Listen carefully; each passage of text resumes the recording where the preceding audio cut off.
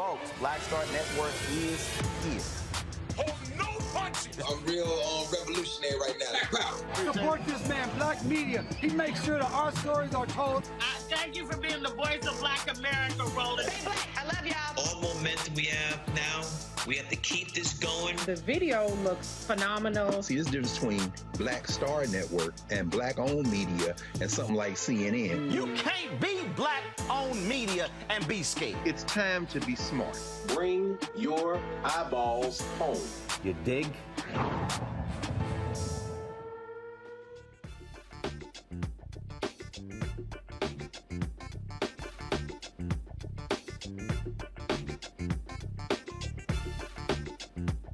Today is Wednesday, November 2nd, 2022. Coming up on Roland Martin Unfiltered, streaming live on the Black Star Network 6 days from Election Day. It is a race to the finish in the hour. President Joe Biden will be speaking about the power of democracy and it being at stake in this election. We'll also talk with Terrance Woodbury, who is, of course, the founder of HITS, a polling firm. He'll be founding a partner of His Strategies, polling firm, talking about the poll that he did that with, of course, Alicia Garza's group. We had her on yesterday. That gave some revealing information regarding Black voters and the type of messaging that should be focused by candidates between now and Election Day to turn Black folks out. Trust me, it's a conversation you do not want to miss. Also, a federal judge issues a temporary restraining order against a group monitoring ballot drop boxes in Arizona. Also, there were surveillance cameras that were actually watching the home of Speaker of the House Nancy Pelosi, captured the break-in on video, but no one was paying attention. Also, folks, I'll talk to the president and executive director of the Asian Americans Advancing Justice and the director of Latino Justice Racial Coalition Institute about the Supreme Court likely ending affirmative action. Why aren't Asians and Latinos up in arms about this? Why are only African Americans leading the fight? We'll talk about it with them. That and more. It is time to bring the funk on Roland Martin Unfiltered on the Black Star Network. Let's go. He's got it. Whatever the biz, he's on it. Whatever it is, he's got the scoop, the fact, the find. And when it breaks, he's right on time and it's rolling. Best believe he's knowing. Putting it down from sports to news to politics. With entertainment just for kicks, he's rolling. It's on Go Roll Roll, y'all. It's Roland Martin, yeah. Rolling with Roland now. He's funky, he's fresh, he's real, the best, you know he's Roland Martin now.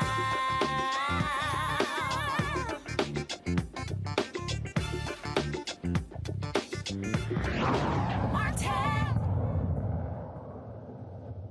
6 days until Election Day. Early voting is taking place right now all across the country. It is ending in some places as well. What we are doing, folks, is examining what's going on. Tomorrow, I'm actually going to be in Texas. I'll be in Texas tomorrow. We'll be having an event there. Folks, looking forward to that. In Arlington, Texas. We'll be in Houston on Monday, focusing on getting folks out to vote. This fight for democracy. And so we'll give you those details a little bit later. But the question is, what will it take to drive Black voters to the polls? African Americans could make the difference in U.S. Senate races in Pennsylvania, in Wisconsin, in North Carolina, in Florida, in Georgia, among other places. but are they getting the right information? Are they getting the right messages? Are the dollars being spent to actually reach them? Well, Terrance Woodbury, partner with Hit Strategies, he got together with the Black to the Future Action Fund to deal with what they call the Black Voter Bulletin, priorities and satisfaction in North Carolina, Georgia, and California. This one-of-a-kind poll surveyed 1,200 black voters about their political and economic outlook. Terrance joins us right now. Terrance, glad to have you on the show. We always talk about this here, that part of the fundamental problem with the Democratic Party, they listen to white pollsters. When you look at all these polls and surveys coming out, this poll here was specifically to African Americans. What were the key points that really jumped out at you that should get everybody's attention? Absolutely, Roland. Thanks for having me, man. I was honored to partner with Alicia Garza and Black Future Labs on this very important research to understand Black voters in the eve of this election. In the final stretch here, we conducted this poll about 4 weeks ago, so there's still very current, very fresh data.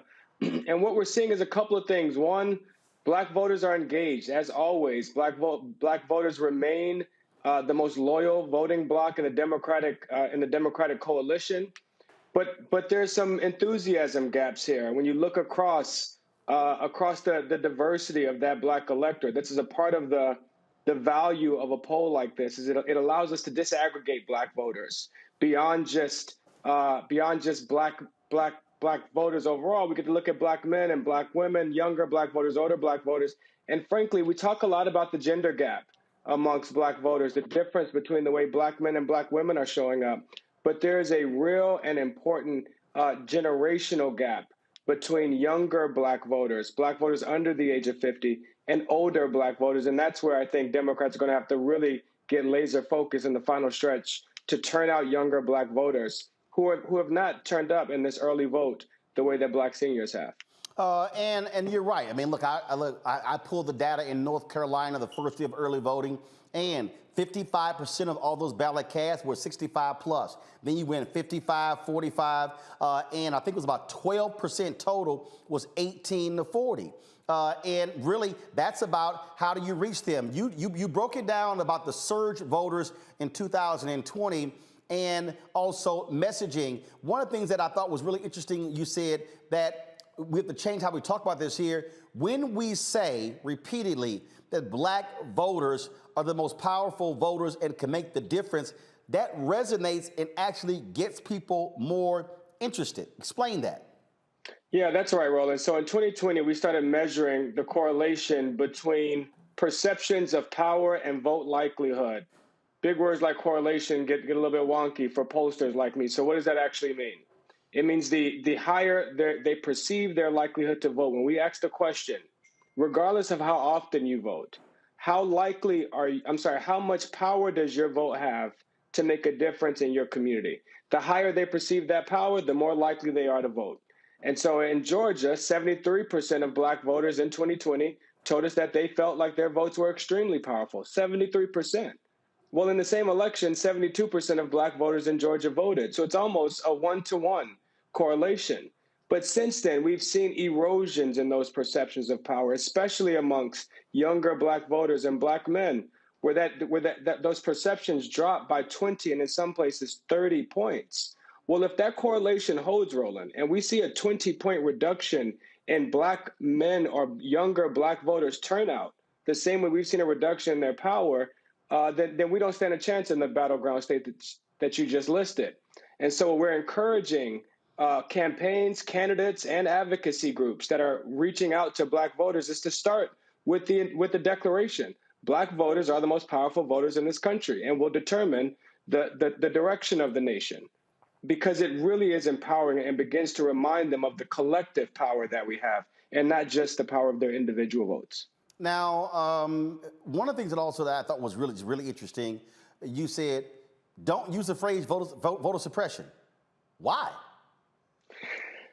Man, voters, we sometimes we get caught up in some of the jargon of inside baseball. Voter suppression we've done 200 focus groups since 2020, and a lot of them have been geared around the way that Republicans are changing the rules of engagement of how, when, and where we vote. Those rules have been changing, especially in the battleground states that you just listed. Georgia, Wisconsin, Pennsylvania. In fact, I was in focus groups in Pennsylvania just 3 weeks ago in Philadelphia, where a black man told me when I was asking about voter suppression and how concerned they were that voter suppression efforts would make it harder for them to vote. And he told me explicitly that if voting is going to work anywhere, it's going to work in Philadelphia, and that voter suppression wouldn't stop it. In fact, voter suppression is just a distraction. It's something that we dealt with back in the civil rights movement. Well, that is the perception that's associated with the word voter suppression.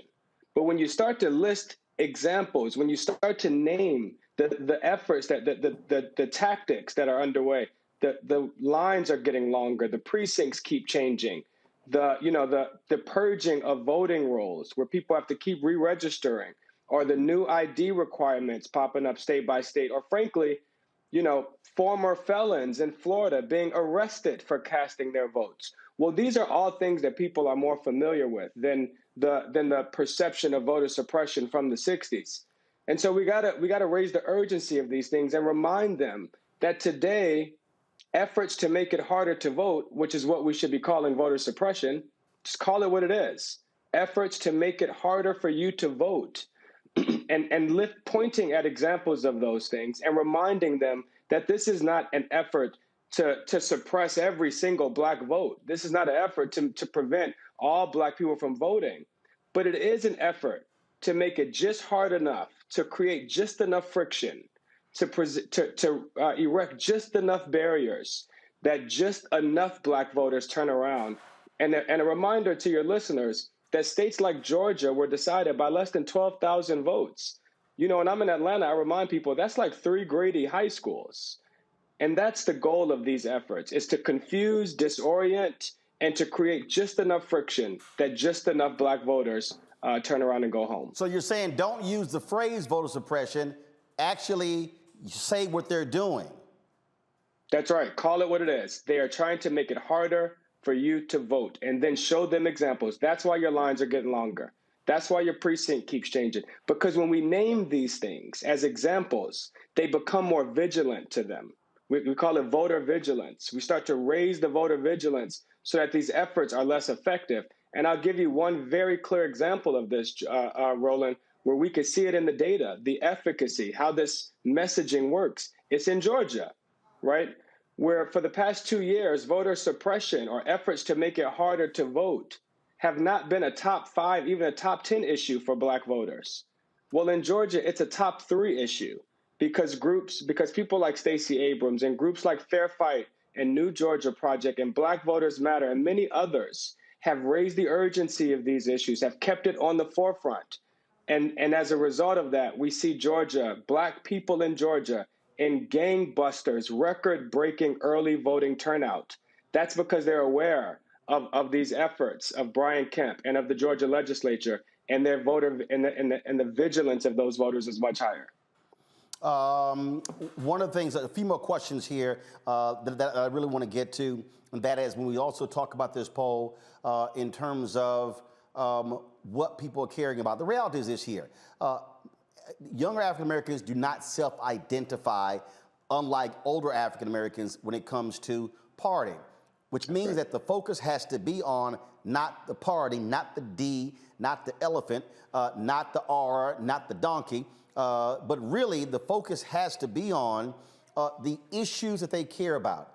What also jumped out at me, I get a bunch of people out here, I see them on social media, these yahoos going, oh, Democrats have not delivered to black people. Your survey, they say they have delivered on critical issues. Explain that. That's right. That's right. So in a previous survey in 2021, in February of 2021, when the Biden administration and Democrats were just assuming power here in Washington, Alicia Garza, again, commissioned Hit Strategies to conduct a poll to begin to crystallize a black agenda, a black policy agenda. That meant we went beyond just asking black voters what issue was most important to them. But instead, we went issue by issue, gave them 10 policies and let them tell us, what do you want to see this administration do to combat climate change, or to advance criminal justice reform, or to ensure economic equality, or to combat racism? We gave them a list of policies under all of their top issues and let them rank order those policies. And what we have found since then is that the Biden administration has either achieved or initiated 80% of the Black agenda. Things like replacing lead water pipes, banning chokeholds and no-knock warrants, creating a national registry of police misconduct, prosecuting Breonna Taylor and George Floyd's murderers. Check, check, check, check, check. He's getting it done. I mean, this is an administration that has conducted more pattern and practice investigations. That is when the So these folks you surveyed, they are aware of those things. No. Now here's the problem, right? When we ask Black voters, have their lives improved since Joe Biden became president? 73% of them say that their lives haven't. Either has gotten worse or stayed the same. But when we give them this list of progress, 90% say that these things would improve their lives. This is where the White House has a messaging problem, right, more than a governing problem. There you go. And especially when you talk about the DOJ stuff, I have been yelling from the rooftops. I don't know what the hell they're doing. How are they not consistently talking about the great things that Kristen Clark and the Civil Rights Division have been doing, throwing these people, these wardens in prison, these cops, convicting them, the hate crimes as well. It's like you've done stuff, but you ain't told nobody, and you're not fully explaining it. And I've been saying that literally since the moment they walked in. I'm like, what the hell are you doing? That's right. Merrick Garland's Justice Department has delivered on a Black agenda, arguably more than any agency in the federal government. I mean, he's getting it done. He's conducted more pattern and practice investigations into police misconduct in his first 2 years than the last two presidents. Let's roll it back here. So your focus was, what you're saying is, okay, they didn't know these things, but when y'all told them, they were like, oh, damn, that happened? Yeah, that's exactly right, Roland. Two things happen here when we start to tell them about the progress that's being made. One, they don't know about it. They're surprised by it, but they're impressed by it. And two, they are very reluctant to give Democrats credit for it, right? And so this is the other part of the messaging. One, we got to tell them what we're doing for them. But two, we got to change the hero here. The hero is not Joe Biden. The hero is not Democrats. The hero is not some great white savior in Washington. The hero of this story, the hero that's saving the Black community, that's advancing a Black agenda, is Black voters. We have to tell us how our votes are improving our lives. Right. And that's one of the things that on this show, when we say, folks, you made that happen. Okay, you made the 50-50 Senate happen. You made the Democrats having the majority in the House happen. And so that's where you take credit for that. But again, though, it's people who don't understand. And look, and I just think part of the issue that you have right now, there still is just this focus. Let's go after these, white suburban women, thinking that's going to save the day. When the reality is getting out the core. It's 6 days left. Here's the most basic question. What can be said or done between now and Tuesday to turn Black people out, especially young Black voters? Is it too late? Absolutely, it's not too late. A lot of folks, a lot of young voters, especially surge voters, Roland, and we talk about this a lot. When I'm talking about Black voters, I want to be very particular about which Black voters we're talking about. 65% of Black voters are going to vote in this election, and they're going to vote the right way. We're talking about a surge voter who is a first-time voter in 2018, a first-time voter in 2020, maybe has never voted in a midterm. Well, for those voters, they're just tuning in. This election hasn't been going on for them for over a year like it has been for many of us. It just started getting loud when every single ad during the football game or every single ad during The Voice is about politics. Well, now they're paying attention. And now we got to reach them in the palm of their hand where we're most likely to have their attention. And we got to text them a couple of things here. One, we got to text them when, where, and how to vote. We cannot take for granted. I was in focus groups right after the Michigan primary with a bunch of Black men who didn't vote in the primary, and I thought it's because they chose not to, Roland. Half of the Black men in that room said they didn't even know the damn primary was happening. So we can't take for granted the when, the where, and the how to vote. But after that, we got to text them, what have we done for them lately? Not a bunch of promises about what we'll do over the next 2 years, We got to demonstrate progress for the last 2 years. I'm glad you picked up. You said that because one of the things that that you laid out in the readout the other day that was so on point, which we talk about on this show all the time, is that folks voted in 2020. You get these surge voters in 2020. Then nobody talked to them. Nobody reached out to them, and they're saying that they're getting reached out by the Republican Party. So explain that, why you, because I always say the election is the end of one process and the beginning of another. How you can't just go, okay, that's it, it's over. No, it has to be constant messaging. I say this all the time, that all these black people who go to the Congressional Black Caucus Foundation, AOC, okay, where are the alerts? Where are the policy announcements after the fact, where you're constantly letting people know what's going on? Not the fundraising appeals, the action items. That's exactly right, Roland. I mean, look, it is not lost on me that I am, when I was in Michigan, asking those young black men in those groups, who's been contacting them, what politicians are they hearing from, who's texting them. 33% of black voters haven't been contacted by any candidate. 33% haven't been contacted by Democrats or Republicans.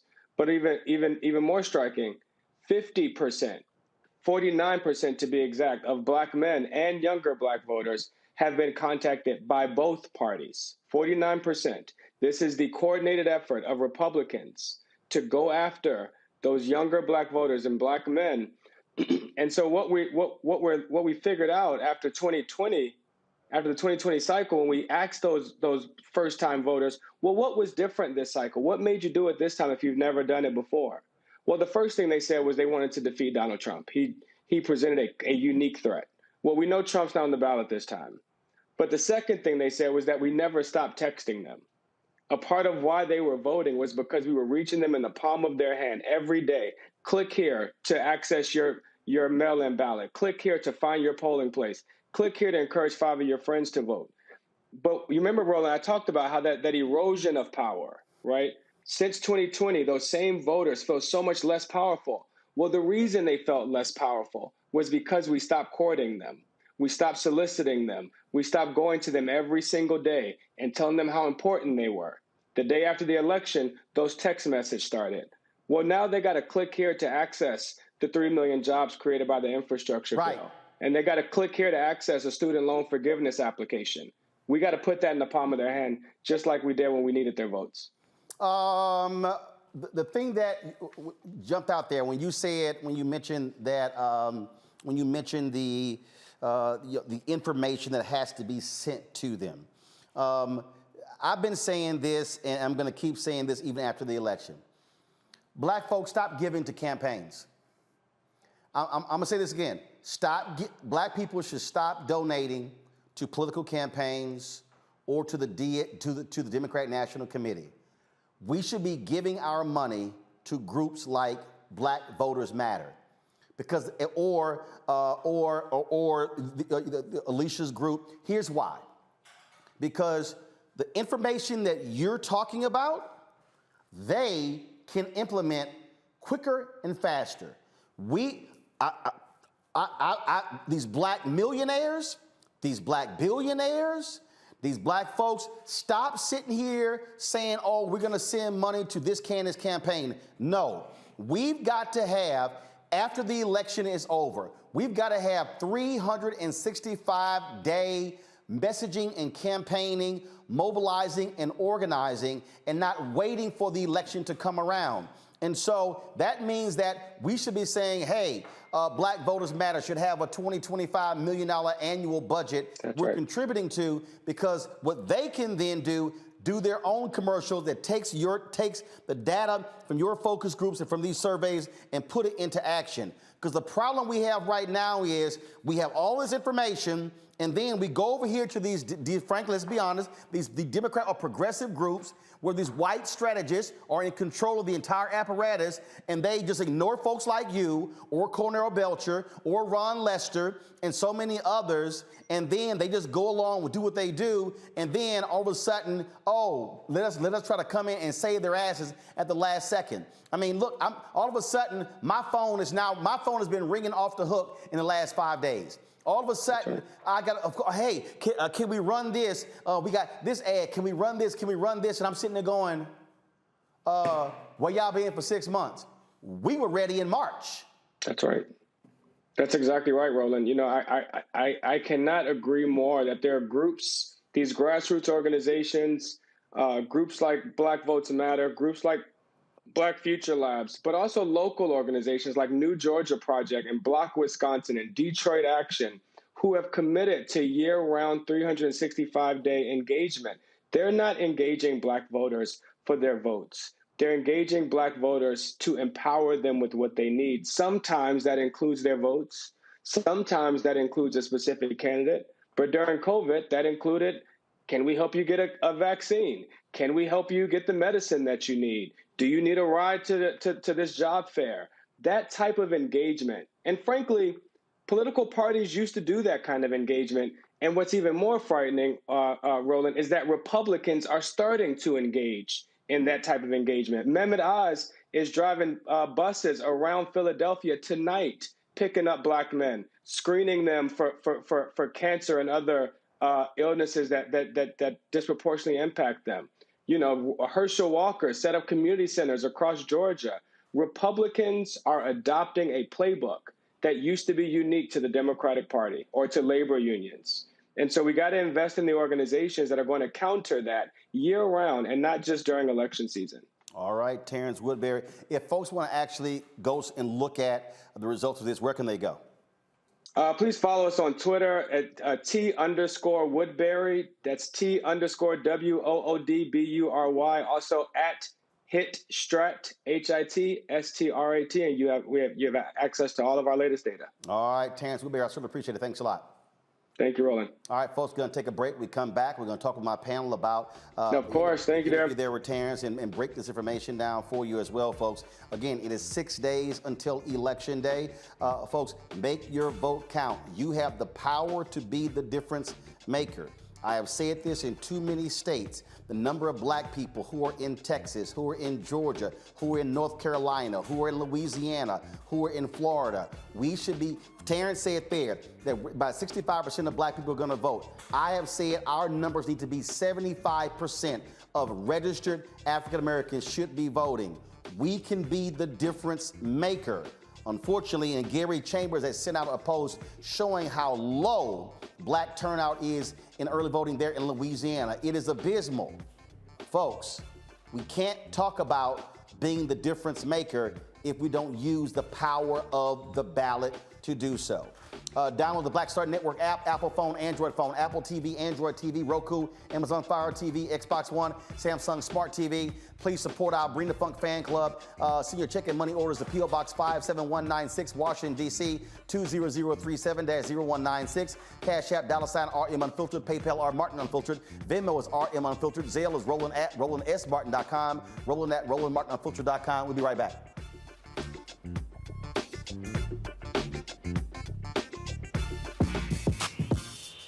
When we invest in ourselves, our glow, our vision, our vibe, we all shine. Together, we are Black beyond measure. It's time to know your rights.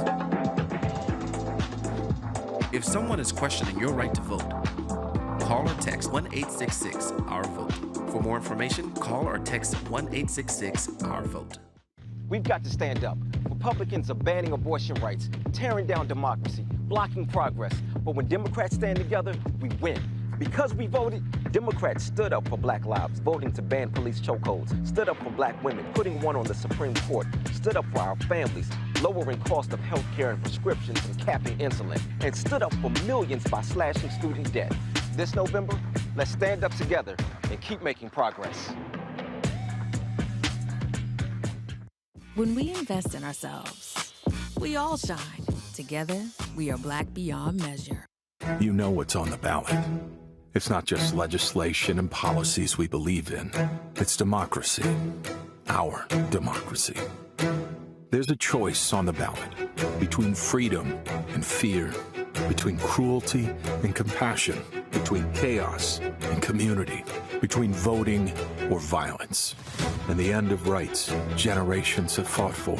The extremists have a plan, a roadmap for a nation where your voice is silenced and your vote is a memory, where they count their votes and cast ours aside.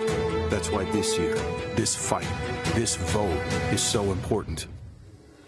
Register, engage, volunteer, fight back against the disinformation and despair, and most of all, vote, because your vote is all that stands between our future and theirs.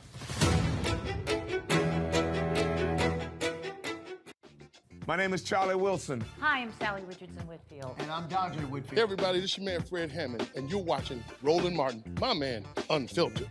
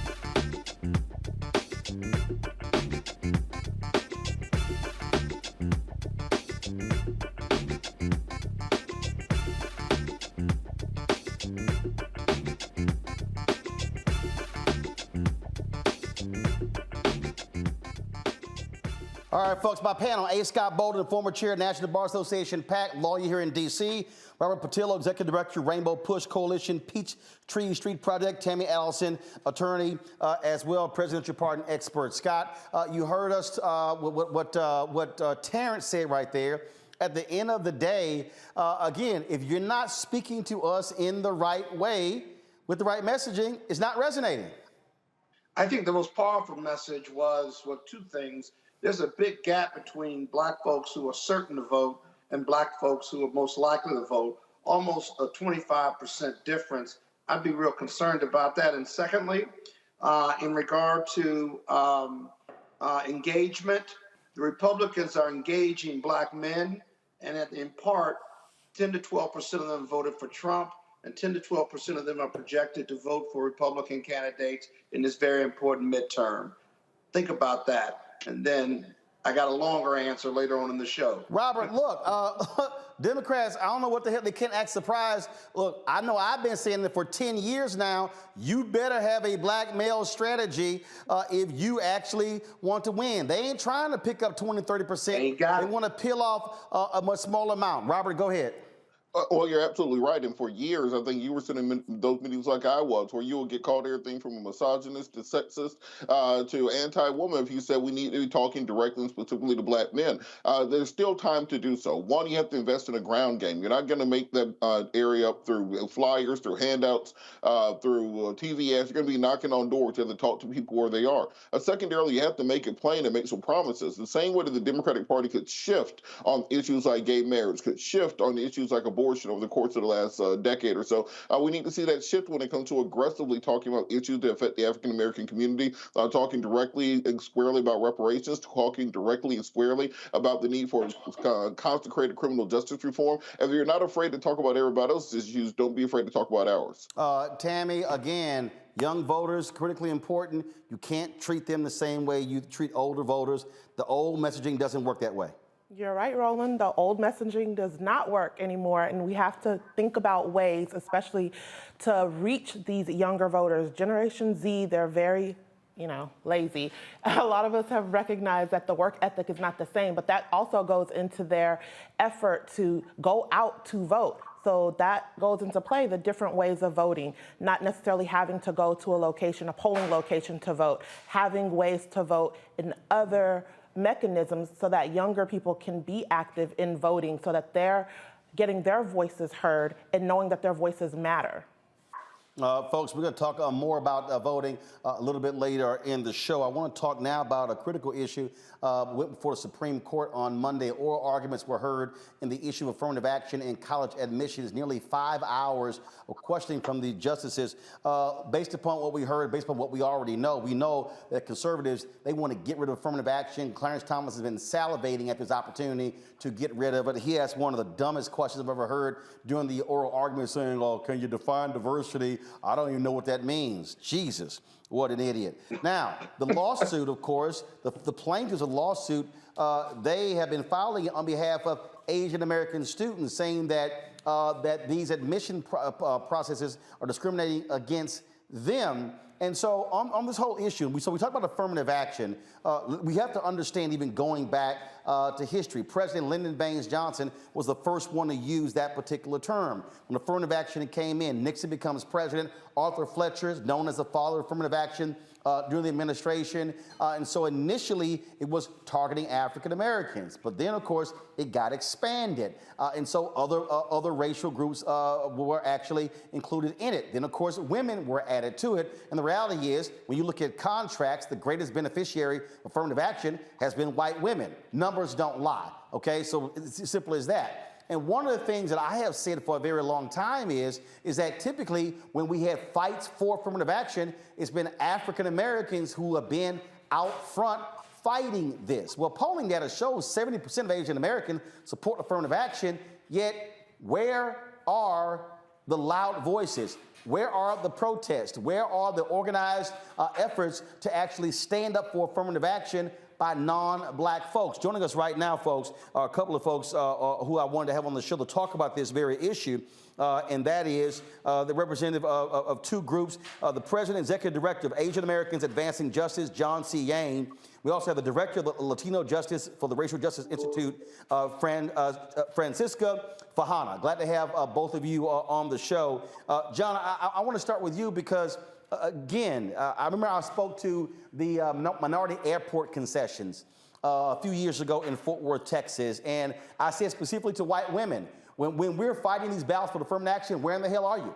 I'm like, I don't see you. You're not at the news conferences. You're not out there alongside African Americans. And so, where's the mobilization of Asian Americans against this case? Because the reality is, this court is likely to get rid of race being allowed in admissions, and that's going to have and not just admissions, they want to target it in corporate America as well. This is going to have an adverse impact on black folks, Latinos, and Asian Americans. Where are your followers? Thank you, Roland. You're absolutely right about this. And you started off correctly, is that Asian Americans do support affirmative action. Approximately 70% of our population, based on polling that we have done, consistently show this. And actually, you did see this on Monday at the rally before the Supreme Court. You had a number of Asian American students, just a huge number from Harvard, from UNC, from other schools in this area, demonstrate their support for affirmative action. Now, I will be also clear about this. You are absolutely right that Asian Americans have not always shown up in the way that we need to. And so that is also our job to make sure that we do. The other aspect, though, I think we do have to recognize is that even when we do show up, sometimes the media does not want to portray that, because it is easier to have a story about how issues like affirmative action divide us rather than unite us. When the reality is that it unites us, it makes a better story to suggest that somehow different communities of color are on different sides of that V, so to speak. So we want to be careful about that reporting that is done. Again, I do see Asian Americans showing up like we haven't seen show up before. There's work to be done, but I believe that is being done.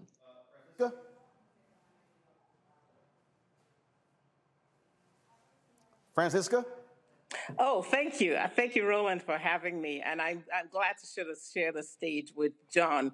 His organization is one that we work with very closely, Asian Americans Advancing Justice. We work with them in the K through 12 context and actually worked with them as well at the rally that John just alluded to on Monday in front of the Supreme Court. So, yeah, there is no question that Latinos support affirmative action. At least some of the data that I've seen suggests that a significant majority of Latinos support race-conscious admissions. And maybe more specifically, so we filed an amicus brief, a friend of a court brief in the Harvard and UNC cases. And we were joined in the brief that we filed by a whole range of Latino organizations, elected officials. We were all joined by organizations that represent the Medical Association, the Hispanic Bar Association, and a whole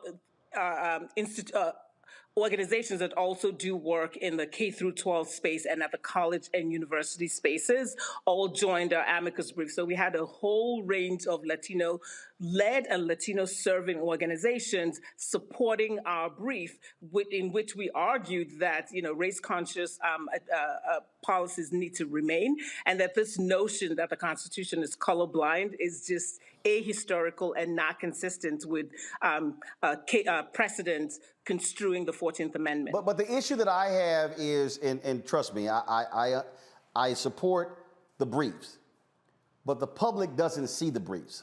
What I'm saying, and again, this is an issue that I've covered for a number of years, dating back to my first internship at the Houston Defender in 1990. And I can tell you, this has been one of those consistent issues that I've seen in certain cities, depending upon what happens. And I can tell you, being a native of Houston, when they were trying to get rid of the city of Houston's affirmative action programs. I mean, the reality is the Vietnamese community in Houston has benefited greatly from affirmative action programs.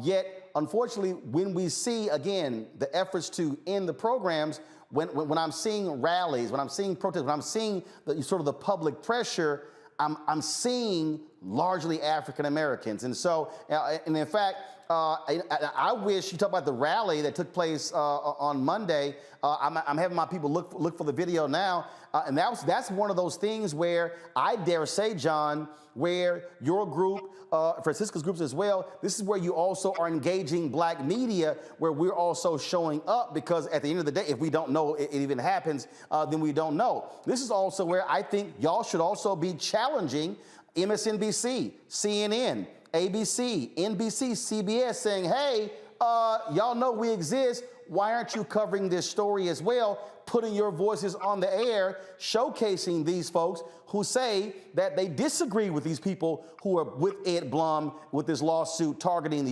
University of North Carolina and targeting Harvard and the other Ivy Leagues?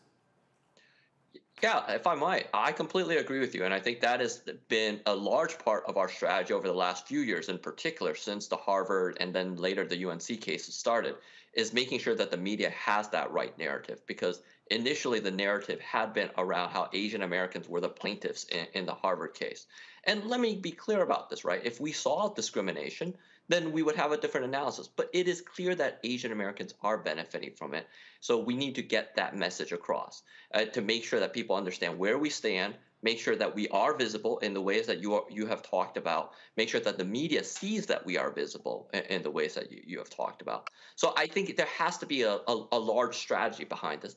I think the other thing to say is that, look, I make no bones about the fact that for Asian Americans sort of organizing, we are still in this country, certainly the newer generation, right? And so in terms of getting us to show up at rallies, again, I'm not trying to apologize for our community, but it is a different organizing effort. As you know, it takes a great deal of effort to organize, a great deal of effort to show up, make sure that the community feels the need to engage. And that's part of the process that all of us need to engage in.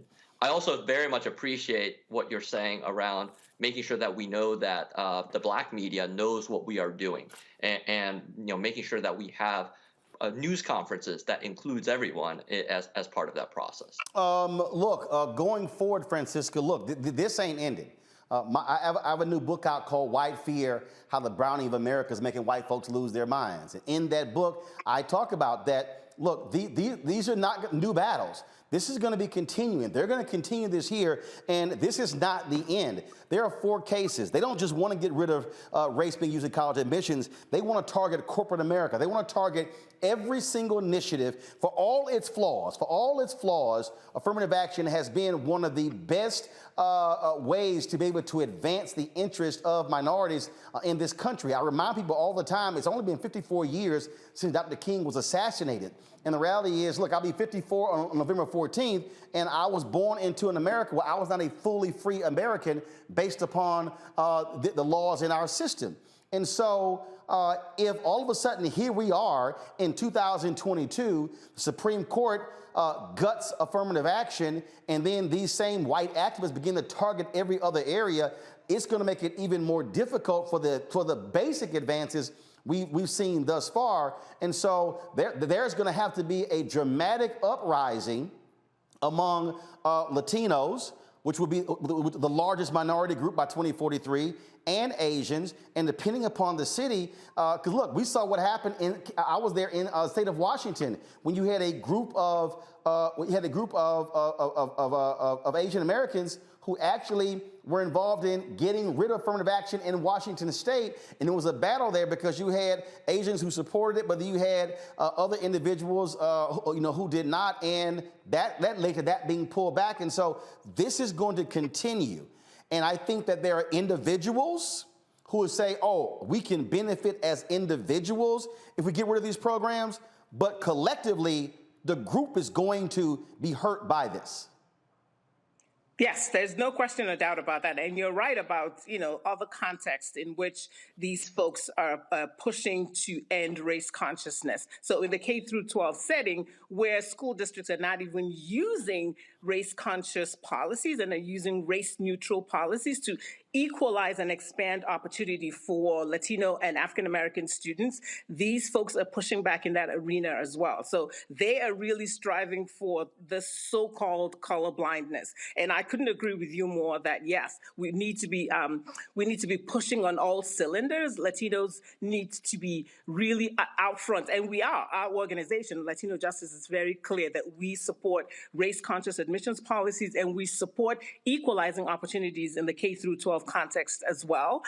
We in coalition and in alliance with other minority-based organizations like the AAJC, as I said earlier, LDF, and a number of other civil rights organizations and community-based organizations are really out front and very, very clear that we support equalizing opportunities not only for all students, for all racial groups. John, final comment. John, go ahead. Sure. One thing I would add is it's not lost on us that after the Fisher case, Ed Blum specifically and expressly said he's looking for Asian American plaintiffs. That's part of their strategy, is to try to target a few Asian Americans and to get them to side with his side and suggest that somehow this is where the problem is. He's trying to divide us. Those groups are trying to divide our communities. And it's all of our jobs, and certainly especially for the Asian American community, to demonstrate that we are united on this, that race does matter. Race-conscious admissions in both university setting and K through 12 makes sense, and that's how we're going to move forward together. All right, then. John Yang, Francisca Fajana, we certainly appreciate both of you. Thanks a lot. Thank you. All right, bring my panel back into this here. Robert, Reverend Jackson led the Rainbow Coalition. He saw a long time ago how you have to have this multiracial coalition advancing and driving these issues. And look, that's what it's going to take. Look, I keep saying to folks, 2043, everything, Robert, is about 2043. That's what we're dealing with. And you got white Americans, they are trying to hold on to this power as long as they can, Robert. Yeah, you're absolutely correct. And we have to remember, we've seen this before. If you look at what happened at the end of apartheid in South Africa, the former ruling party was able to entrench themselves in the judiciary, entrench themselves in the bureaucracy of the nation in order to maintain control, leveraging the strings of power from behind the curtain. What we're seeing with the Republican Party is over the course of the last decade or so, they've decided to take over the U.S. judiciary. Donald Trump was able to appoint nearly 300 federal judges. We saw saw the theft of the seat of Merrick Garland and to create the 6-3 majority for Republicans. And they've made it very clear with the Dobbs decision that precedence does not matter. Stare decisis does not matter. They will be legislating from the bench. And I think that we're going to see everything that we consider to be the civil rights movement, from the Civil Rights Act of 64, voting rights in 65, fair housing in 68, on down the line, be overturned in the next several years by this court, and we have to be ready for a legislative response. Tammy, when we talk about, again, the attacks here, what we're talking about is law schools, dental schools, medical schools, not just undergraduate as well. They want to go after any affirmative action program in America. They sure do, Roland, and you made that statement about the question that Clarence Thomas asked about him not even knowing what diversity was. But on the polar opposite, the newest Supreme Court Justice, the KBJ, the first Black Supreme Court Justice, asked a very poignant question. And she asked the question of the comparison between white legacy admissions to these types of institutions compared to Black legacy admissions. And going back historically, the legacy admissions of those that are white, they didn't have any oppressive systems preventing them from being admitted. Whereas when you look at a Black family history, they're slaves. So of course there's oppressiveness that goes into the descendants of slaves being admitted fairly into these types of institutions. And that was a very important question that she asked. And I think a lot of people missed that relevancy of that as to why affirmative action is still necessary so that underrepresented groups have a fair playing ground as it relates to admissions into these types of institutions, because that results in underrepresented groups having an equal shot at being in these types of professions as our white counterparts. Scott, and again, when I talked about these lawsuits, they want to go after NASDAQ and some of the corporate rules as well, and that means they're going to be coming after law firms. They're going to be coming after all of these areas where we have seen advances as a result of diversity efforts. And I keep saying, these folks, they hate affirmative action, they hate diversity, equity, and inclusion, they hate multiculturalism, they don't like anything that was designed to fix the wrongs previously. They want to act as if we're all starting from the exact same page, which we all know is bullshit. Yeah, it's not that they don't like it, it's that they don't believe it exists. They want a colorblind society with racism still existing. Law firms have a consciousness now and a sensitivity to it, but let's not be confused. The numbers in law firms and architectural firms and business firms, if you will, Wall Street, haven't really changed that much. It's interesting, it's a goal, but still, discrimination still exists. The fact that our numbers have not increased tells you there's much work to be done. Clarence Thomas doesn't ask the question about what is diversity because he really is dumb. He asked the question because he doesn't believe it exists, nor should it exist. So that's the quagmire we're in, but it's a false narrative. It's a false premise because racism is all around us. If you're white or Asian and you argue that you haven't experienced it, well, wait a minute. You're in a protected class. That's the core of affirmative action and the core of race discrimination cases. Now, if you're legacy, you're not in a protected class. And so there's a real dichotomy that you can't compare both of those. One has legal protection, the other one doesn't. And so it'll be interesting to see what this conservative court does with these two cases while in pitting Chinese Americans and Asian Americans against everybody else who's in a protected class. But my sense is that they're going to take a conservative view of it and they're going to do away with it. And then voting becomes even more important as we lead up to 2043. All right, folks. Right now, President Joe Biden is about to speak on this election, as well as with democracy being at stake. This is a major address. Of course, he was in Florida yesterday at a rally last night, and he, of course, is now again talking about the importance to protect democracy. And let's go to him live. The assailant ended up using a hammer to smash Paul's skull. Thankfully, by the grace of God, Paul survived. All this happened after the assault, and it's hard to even say. It's hard to even say. After the assailant entered the home asking, "Where's Nancy? Where's Nancy?" Those are the very same words used by the mob when they stormed the United States Capitol on January the 6th, when they broke windows, kicked in the doors, brutally attacked law enforcement, roamed the corridors, hunting for officials, and erected gallows to hang the former Vice President, Mike Pence. It was an enraged mob that had been whipped up into a frenzy by a president repeating over and over again the big lie that the election of 2020 had been stolen. It's a lie that fueled the dangerous rise in political violence and voter intimidation over the past 2 years. Even before January the 6th, we saw election officials and election workers in a number of states subject to menacing calls, physical threats, even threats to their very lives. In Georgia, for example, the Republican Secretary of State and his family were subjected to death threats because he refused to break the law and give in to the defeated president's demand, just find him 11,780 votes. Just find me 11,780 votes. Election workers like Shay Moss and her mother, Ruby Freeman, were harassed and threatened just because they had the courage to do their job and stand up for the truth, to stand up for our democracy. This institution, this intimidation, this violence against Democrats, Republicans, and nonpartisan officials just doing their jobs are the consequence of lies told for power and profit, lies of conspiracy and malice, lies repeated over and over to generate a cycle of anger, hate, vitriol, and even violence. In this moment, we have to confront those lies with the truth.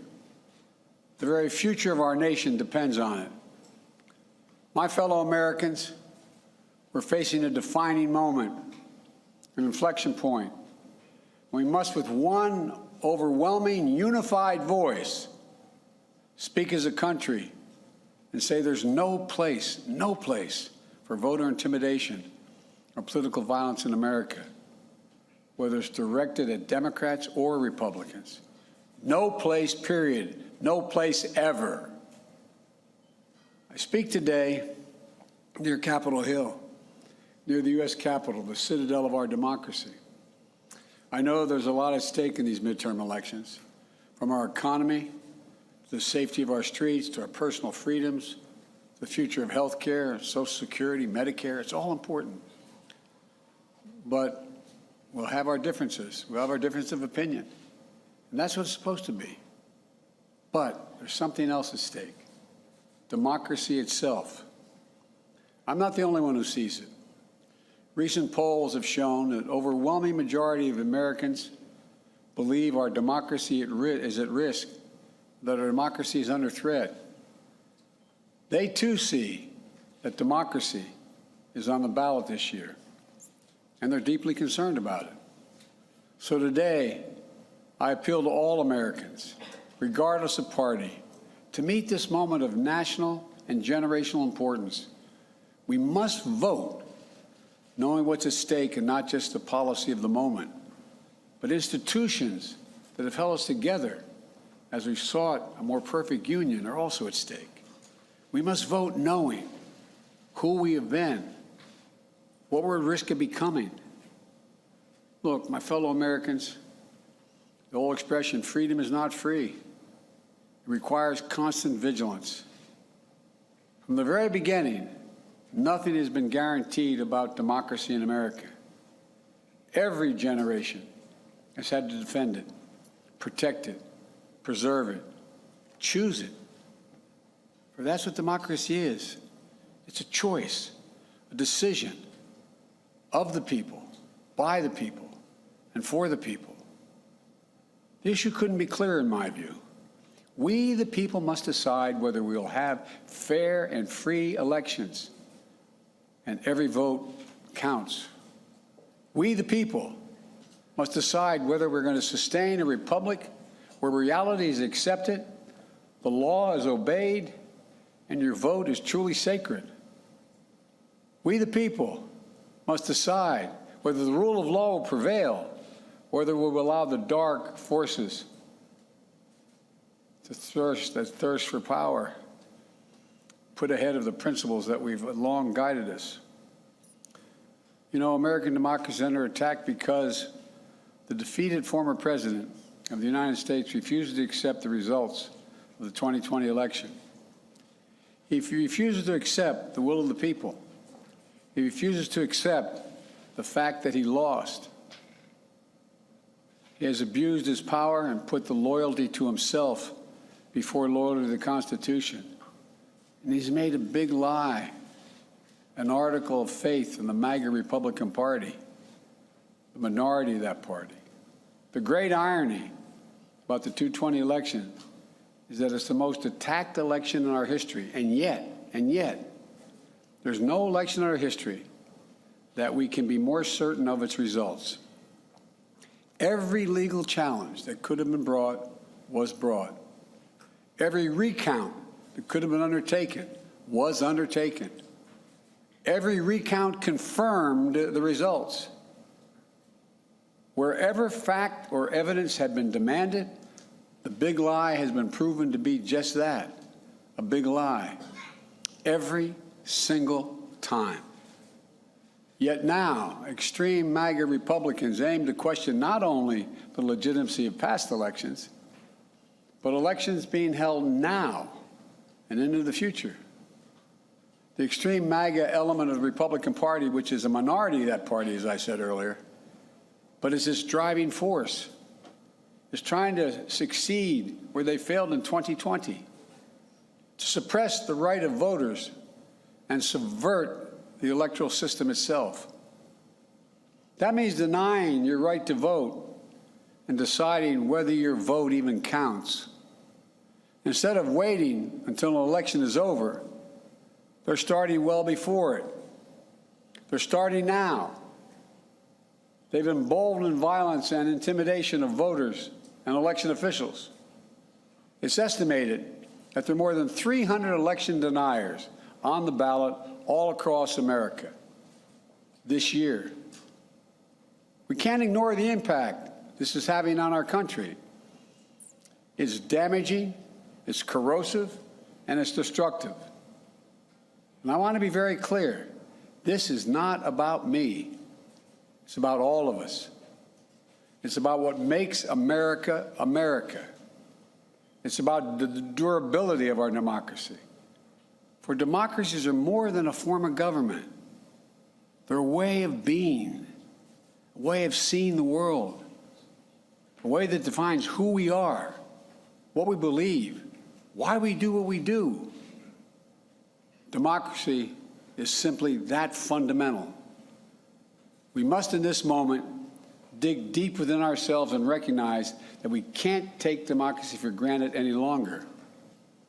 With democracy on the ballot, we have to remember these first principles. Democracy means the rule of the people, not the rule of monarchs or the moneyed, but the rule of the people. Autocracy is the opposite of democracy. It means the rule of one person, one interest, one ideology, one party.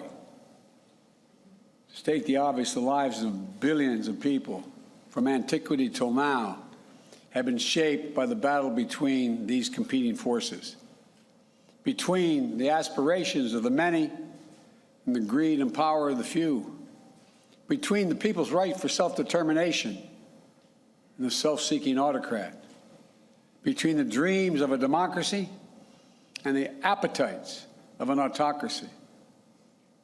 What we're doing now is going to determine whether democracy will long endure. It, in my view, is the biggest of questions. Whether the American system that prizes the individual, bends towards justice, and depends on the rule of law, whether that system will prevail. This is the struggle we're now in, a struggle for democracy, a struggle for decency and dignity, a struggle for prosperity and progress, a struggle for the very soul of America itself. Make no mistake, democracy is on the ballot for all of us. We must remember that democracy is a covenant. We need to start looking out for each other again, seeing ourselves as we the people, not as entrenched enemies. This is a choice we can make.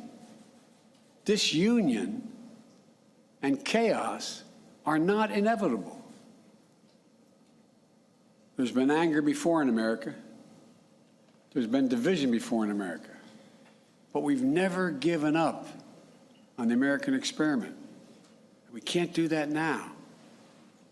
The remarkable thing about American democracy is this: just enough of us, on just enough occasions, have chosen not to dismantle democracy, but to preserve democracy. We must choose that path again.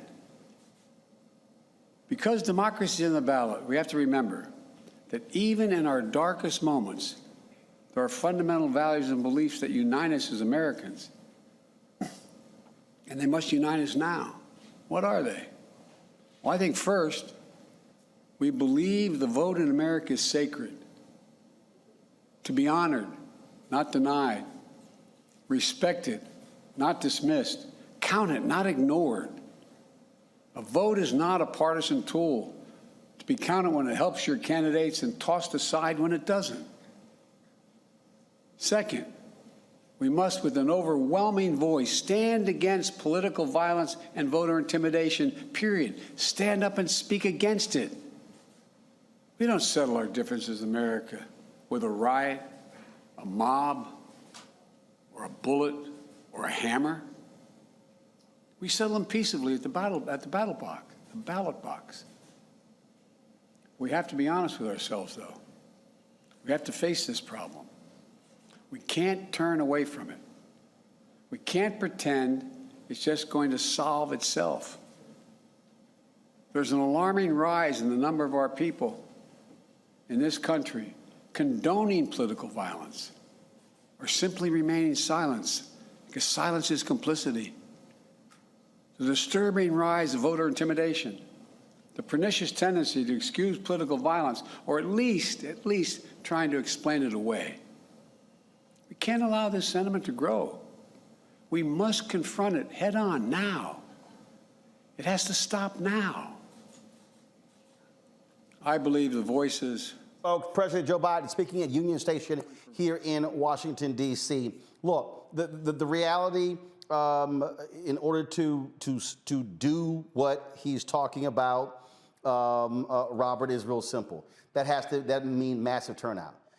And the reality is, when you look at this enthusiasm, obviously you've got these MAGA people, you've got folks in Arizona and New Hampshire, these right-wing folks, they are sucking up to Trump. They're sitting here, that they desperately want to be in charge. You've got these independents out here who are blaming Democrats for the economy, even though we're dealing with worldwide inflation, you name it. And I keep warning people, and let me go ahead and say it now, hashtag, we tried to tell you, if these people, if these idiots, if a Kerry Lake wins in Arizona and a Blake Masters, if that dumbass Herschel Walker wins in Georgia, if that fool Bolduc wins in New Hampshire, if Joe Budd, Ted Budd, if he wins in North Carolina, we send that idiot Ron Johnson back in Wisconsin. I mean, we're talking about crazies. Look, if the Republicans get control of the Senate, who's going to be over the Senate Health Committee? My God, Rand Paul, who has sucked up to Donald Trump more than anybody else. What these people want to do, what they want to do to this country is going to be devastating. And everybody who stays at home, you can't say a damn word because you didn't do anything about it. Well, Roland, it's interesting. On my show we call it the MAGA mind virus because it seems that it just infects people and then takes over their upper brain function to the point that they go from a mild-mannered, regular human being to one of these mindless MAGA zombies. Carrie Lake was a normal news reporter 5 years ago. She voted for Obama. She did events for communities, and now she's turned into one of the most vehement, anti-Semitic, racist, insane MAGA people in the country. Hell, wait a minute, Robert. I'm gonna try to find the video. Even a Fox News poll of viewers said her positions are extreme. Now, damn. And that's the point. When these people get infected with this MAGA mind virus, it takes over their auditory functions. They are no longer able to function as human beings. And the reason I bring that up is that speech from Joe Biden was a great speech for an audience that no longer exists. He's trying to talk to these white moderates in suburbs. He's trying to talk to these older people, the JFK voters, the boomer generation, about Social Security and Medicare and bringing the nation together for the good of the country. That America is gone. It does not exist. And campaigning to it, I know that it may tug at our heartstrings like we're watching The West Wing, but in reality, this is tribalism that exists now. This is a battle for the nation's very soul. And we have to be talking to the voters that are actually reachable, who are actually going to turn out, and who actually exist in the modern context. Use that speech to reach out to those African-American voters that you need to turn out in record numbers. Use that speech to talk to those young voters you need to motivate on campus and around the country. But talking to this imaginary Rust Belt, Ma and Paul just got back from the coal mine and they may or may not vote for a Democrat, I'm going to reassure them that voter doesn't exist anymore. They've got in the MAGA mind virus. They're not coming back. Campaign to the people who are actually going to vote for you. Absolutely. Yeah, but the people. Scott, go ahead. The people who you just named, Robert, they get so much of that, they don't need the speech. I was like you. I'm listening to this great speech and I'm thinking, who is he talking to? Because the people who he's trying to change their minds, these white suburbanites, educated or otherwise college educated, even at their core, they are fearful of 2043. And so, listen, guys, the other thing is our democracy is not guaranteed. It's been around for 25 years or more. That's a phenomenal experiment. If you look at every other country in the Western world, whether it's democratic now or not, most of them were autocratic at various times over the last, 3, 4, 5,000 years. And so America has been blessed that we believe in the rule of law. But half of America doesn't believe in the rule of law anymore. They believe in political violence, right? There's going to be a war, a civil war, a race war, the closer we get to 2043. In fact, I think Roland may have said it and others have, we're in a political civil war right now. And those white voters that the Democrats keep courting aren't coming back. They haven't been with us, elected a white president or a Democratic president since LBJ.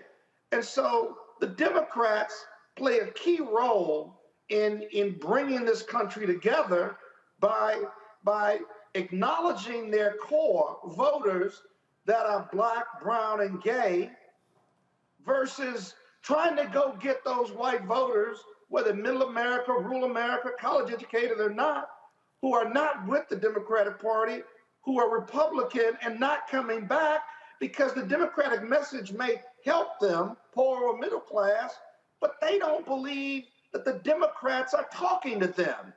When they hear Biden's message, they believe that Biden is talking to the core Democratic voters, black, brown, and gays, and even the Republicans understand that. Yet the Democrats run from that. They spend all their money trying to chase middle-class white voters who they're never going to convince. And so, great speech, I think is necessary, but it is going to be far harder every day, no matter what happens in the midterms and stuff. I believe political violence is going to become an acceptable norm, and we've got to defend ourselves physically as well as intellectually. Well, Tammy, the thing I'm talking about is not even really, my focus is not even political violence. What it is, and Robert laid it out, and that is these maggots, and that's what they are crazy and deranged. What Donald Trump, and this, he took it out of the page of Hitler.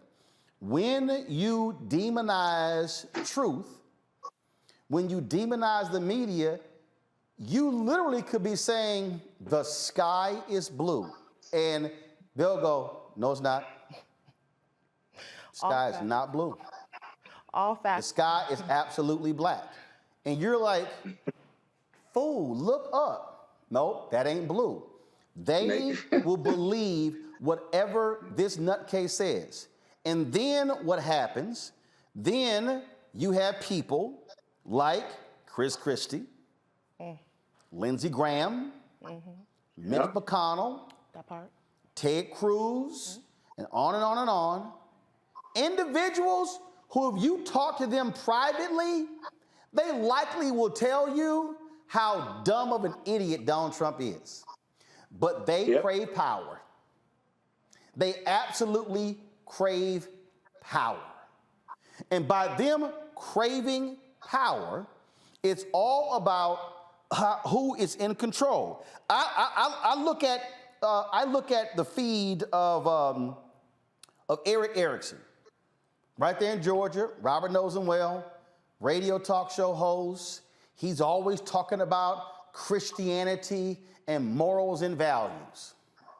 He is so pro Herschel Walker, it's as if none of the stuff mattered. Dana Lash, same way. They do not, this is what Democrats are going to have to understand, and progressives are going to have to understand. These people are immoral. They do not care about morality. They do not care about principles. They do not care about ethics. They do not care about character. They care about winning. And that's all that matters to them. And when you are facing somebody who doesn't care about morals, values, ethics, and principles, and all they care about is power, well, you damn sure better be as ruthless in opposing them, because they will run the table, Tammy. Absolutely, Roland. And, you know, there's a lot to unpack with a lot that you said. But the main part of what you just stated is, how did we get here? And if we really think about how we got here, you got to go back in time to 2013, Roland. 2013 is when Shelby County, Alabama sued the Department of Justice when the Democratic Eric Holder was the Attorney General and Barack Obama was the president. The Democrats were in control back then, right? So whenever Shelby County, Alabama sued the Department of Justice, that was attacking Section 4B of the Voting Rights Act and taking it out. That's 2013. Democrats are in power. The Supreme Court decision said it was unconstitutional. So in 2013, it could have been addressed right then and there as to how to make it back constitutional by making a minor change to define what was discriminatory in that Section 4B in Shelby County, Alabama, in order to restore that portion of the Voting Rights Act. Oh, not until the Republicans started getting smart and figuring it out, and the state started doing this really wishy-washy stuff of this voter suppression that earlier in the show we were told not to use the word voter suppression. Let me break down what the voter suppression is.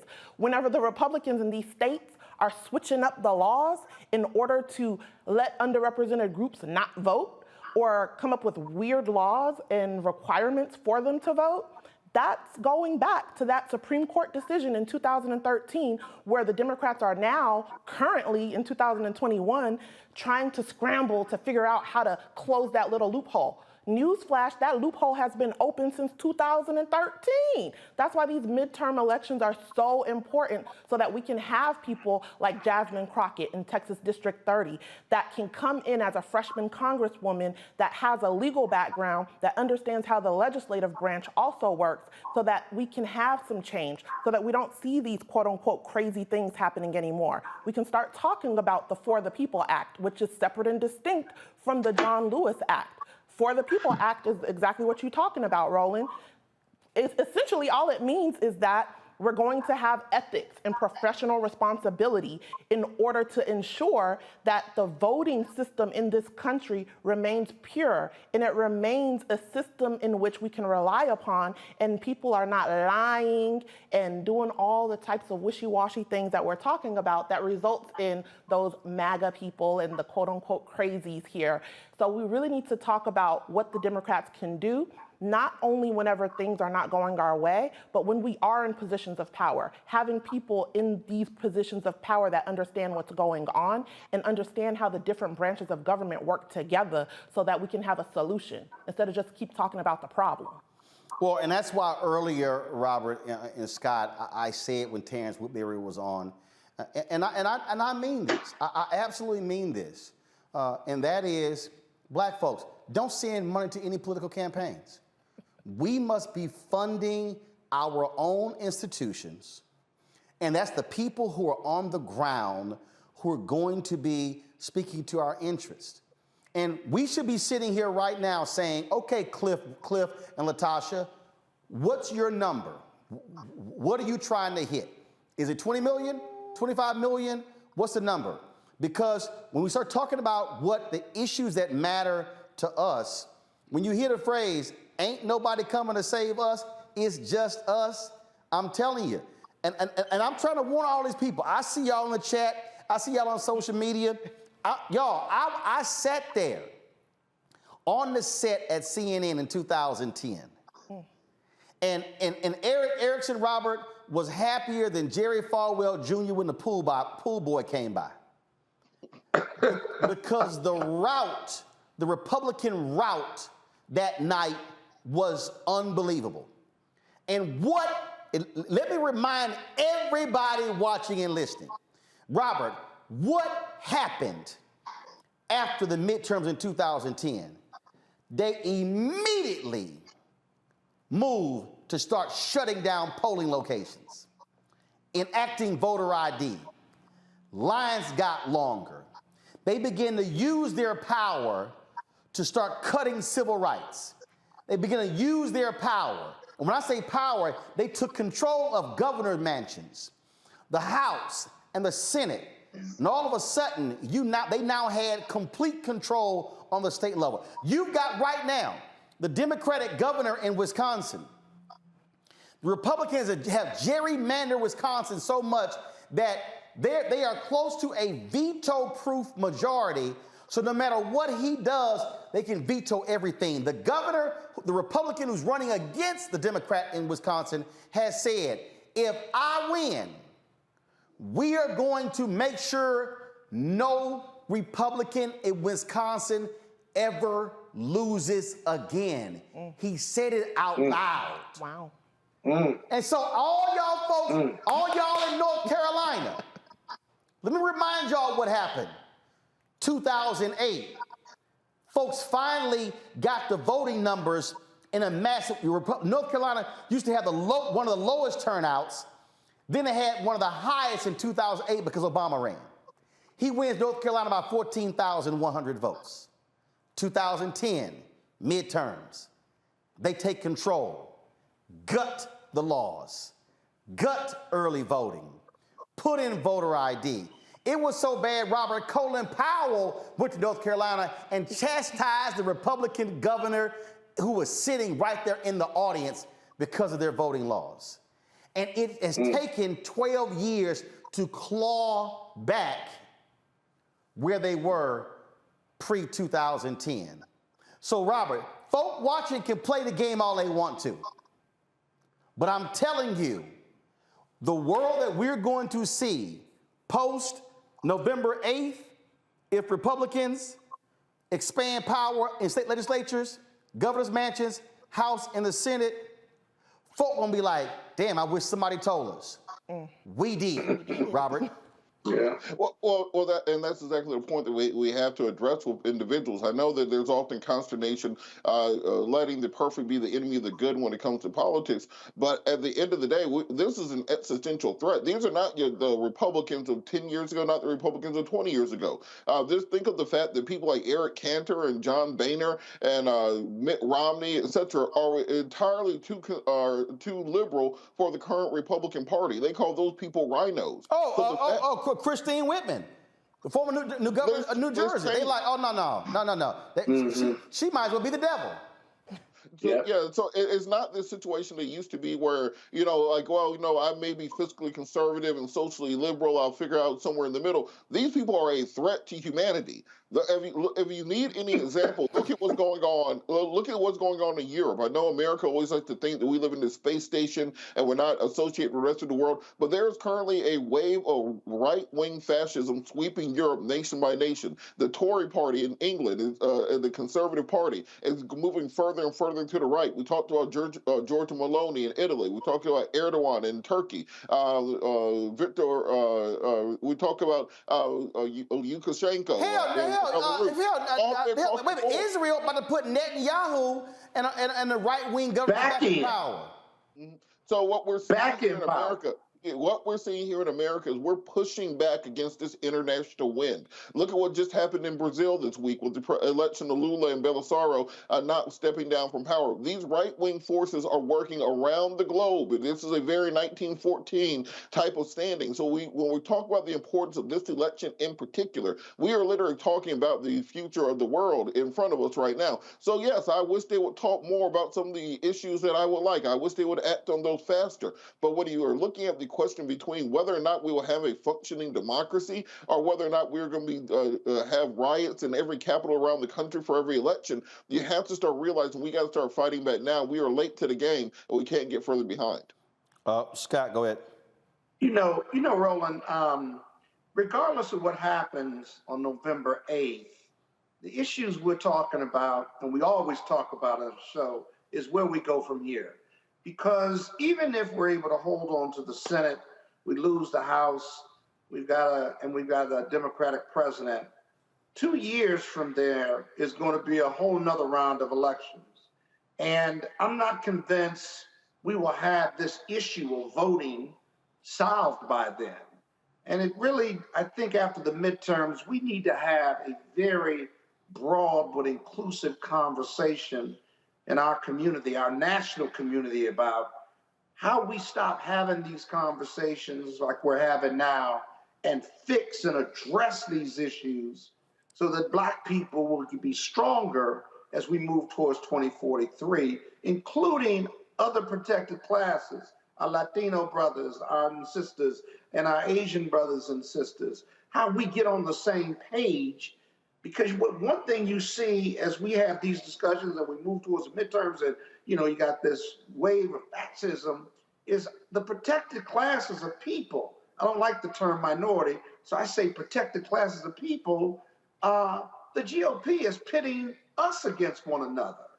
What do we do about Black men voting Republican through Black Men Vote, which is a new organization, relatively new organization that's out there and working to get Black men registered and make sure they get to the polls.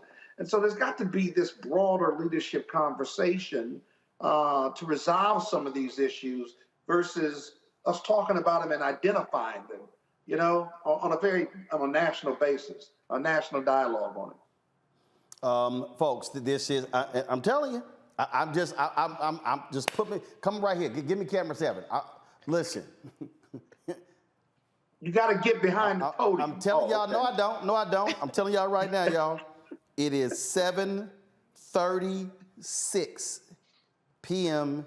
EST here on Wednesday, November 2nd, 2022. If Republicans get control of the House and the Senate, all the stuff y'all Black folks say y'all want, you can kiss all that goodbye.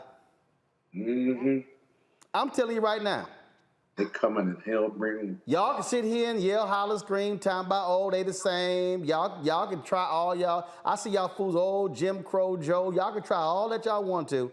I'm telling you right now. Bye-bye. I'm telling you right now, if these maggots win on the state level, and they win, if J.D. Vance in Ohio takes that Senate seat, and Bolduc in New Hampshire, and Walker in Georgia, and Bud in North Carolina, and Johnson in Wisconsin, and Rubio goes back in Florida, and Paul beats Booker in Kentucky, and that fake country boy accent Kennedy in Louisiana beats Gary Chambers. I'm telling y'all, the America that you think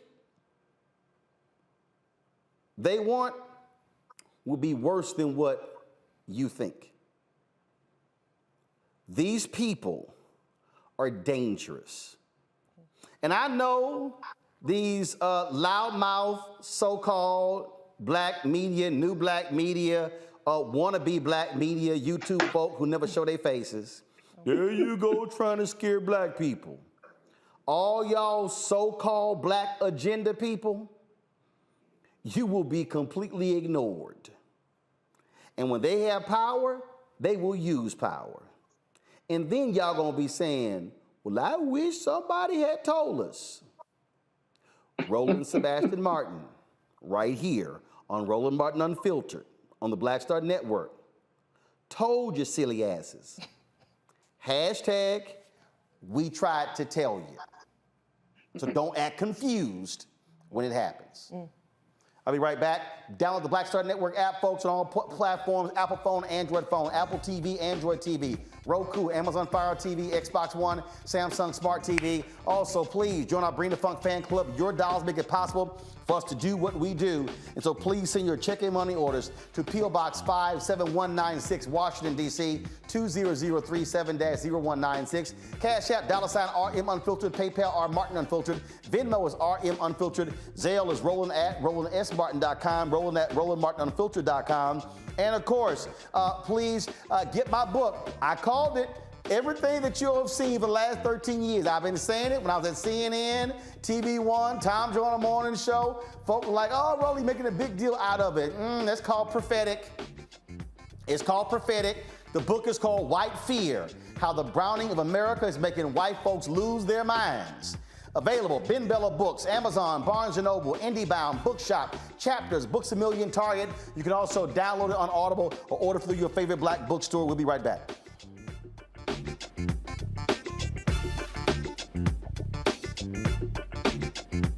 When we invest in ourselves, we all shine. Together, we are black beyond measure. Exercise your right to vote.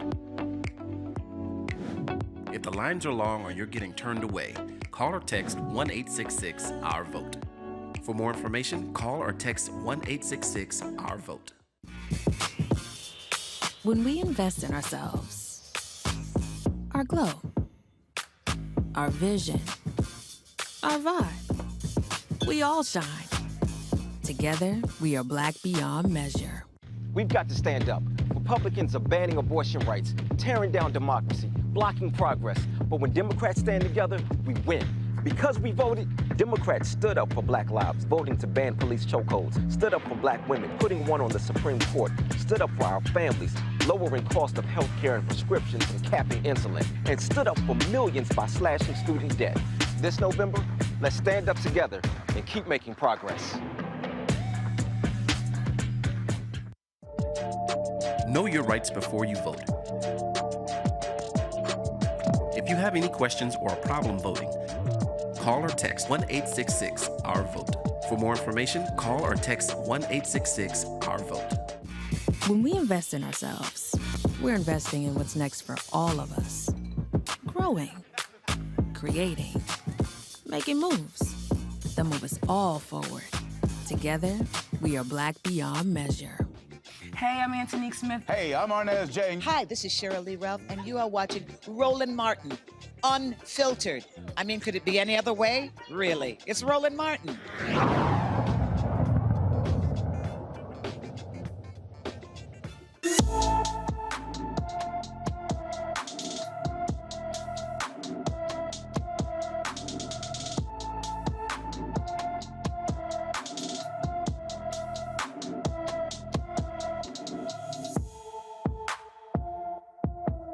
Jaleesa Williams left her Houston home on October 22nd, 2022, and has not been seen since. The 17-year-old is 5 feet 7 inches tall, weighs 135 pounds, with black hair and brown eyes. Anyone with information about Jaleesa Williams should call the Houston Police Department at 713-884-3131, 713-884-3131.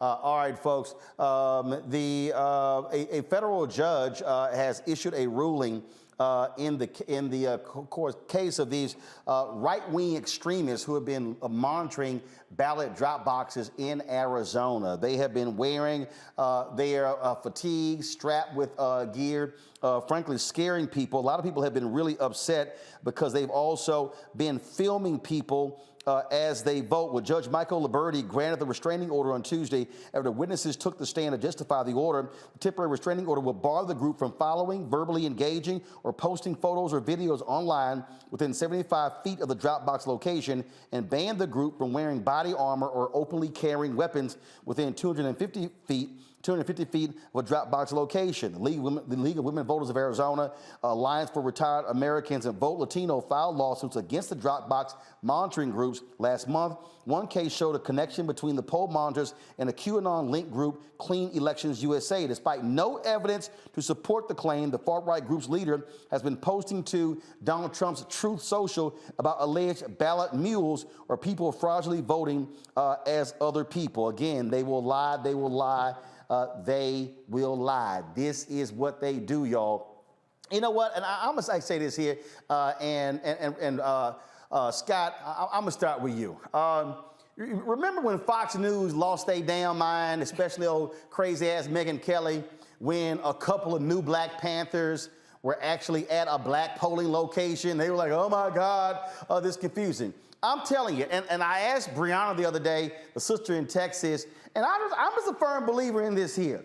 I believe that some black group should be mobilizing black people to be election monitors and send them to these lily white precincts. Look, if these white folks want to sit here and intimidate us, what's going to happen all of a sudden if you got some beret-wearing brothers in leather standing outside these polls? Look, hey, again, Scott, if we gonna swing, you gotta swing, and trust me, because see, that's the deal. If all of a sudden you start sending some black folks into these white areas, they're gonna be like, oh, well, what's going on? Well, change that damn law then. Well, conceptually, that makes sense, but I don't want to get any of our young brothers killed. That part. By white police officers in suburban America. Hold on. If the white folks can roll their guns, hey, it's open carry now. Wait a minute, it's open carry in Texas. But it's different, bro. I know Robert got his gun right under his chair right now. But it's different. You send them young brothers in there with berets and dark glasses, looking like Huey Newton. I'm gonna tell you, when the police show up, they're gonna be scared. They're gonna think they armed, and we're gonna have a tragedy. So I understand what you're saying. But this case, don't miss the power of this case. This same judge ruled 2 or 3 days ago that against the TRO and said that this group was not offensive, or better yet, that they were exercising their First Amendment. They had berets on, they had military fatigues on, they had guns, and they were standing there intimidating people. How much more intimidation do you need? You don't have to verbally abuse them. 3 days later, they took testimony from individuals who voted, and then the judge said, I'm going to issue the TRO because we have more substantive information. The only substantive difference was that he took testimony from people who actually voted and said they felt intimidated. You didn't really need that testimony to feel intimidated. When you saw it on TV, you felt intimidated, right? You felt that these were intimidating people. They've got guns, fatigues. It's more than one. It's dark. They're in a pickup truck, right? And so the mindset of this judge and how much you had to show because of their alleged First Amendment, we had the issue of TRO and narrowly tailor the infringement on their First Amendment, but it shouldn't even been a First Amendment issue. It should have just been a crime, but it wasn't. And so ultimately the judge did the right thing, but this white conservative judge conceptually, privilege-wise, just believed this was okay. This didn't cross the line. And it crossed the line in everybody's mind just looking at it. But see, right there, Tammy, why I keep trying to explain to all these simple Simon black people who get upset with me, why your ass got to vote. The judges that Trump put and the Republicans are putting in are the ones who are ruling like this. Just like there was the Trump judge in Mar-a-Lago. And so for the fools who say, oh man, I don't know why you keep rolling, you keep bringing up Biden and these judges. Well, dumbass, that's your point to judges. The Senate confirms the judges. That part. And I think that, as you stated, these judges that the Senate confirms after the president elects federal judges, let's be very clear, these federal judges sit on the bench for a lifetime tenure. Their whole life, okay? They're not going anywhere until they die, okay? So what's so important is this judge here, he granted this temporarily. This is a civil matter. Now let's talk about it in the criminal sense. Federal judges that are appointed on the bench, anybody that has a federal conviction, if they're going for post-conviction, post-sentencing motions, that's going right before the same judge that sentenced them because, again, they had that lifetime tenure. But even if we're talking about judges that are not federal, the local election judges are also important because similar type of issues are being brought before these judges. And the judges at the county level, the state level, state appellate levels, and Supreme Court levels, it all goes into play into how underrepresented groups are being mistreated and abused. Look, I just keep walking these folks through this here, Robert, and they need to understand what, again, what's going on here. The intimidation efforts, they're real, and you have to understand. And look, I'm already hearing you, Robert. Longtime people who working in the polls, they're quitting.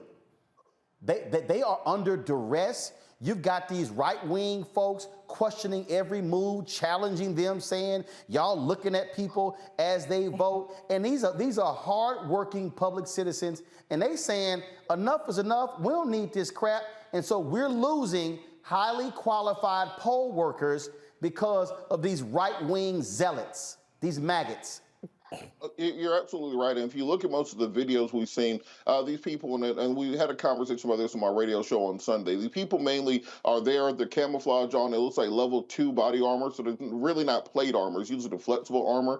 So I've been recommending to people to upgrade your everyday carry. Instead of your 9mm, given the current times and conditions, consider a 5.7 by 2.8. They have the FN 5.7, the Ruger 5.7, even Rock Creek has a new 5.7, and get green tip ammunition on it, because that can actually penetrate that soft body armor that these people have been wearing around now, because what they think is that you're going to have your normal hollow tips and it's going to expand and mushroom on impact and they'll be fine. That's what the Buffalo shooter was considering. But in reality, if you're carrying your 5.7 with the green tips, they're going to understand real quick that you understand the Second Amendment just as well as they do. That part. How are they going to know that you got green tip bullets if they're in the gun, Robert? I don't even know what the hell Robert just said. I don't even know. That was a lot. I don't even know what the hell Robert just said. It was a lot. It was a lot, Roland. It was a lot. And what Robert just said, let's be very clear. I don't need anybody to hit me up. I don't even know. About a pardon. You cannot have a firearm if you have a conviction at the state or federal level. Please. Stop. My point is, Robert don't care. These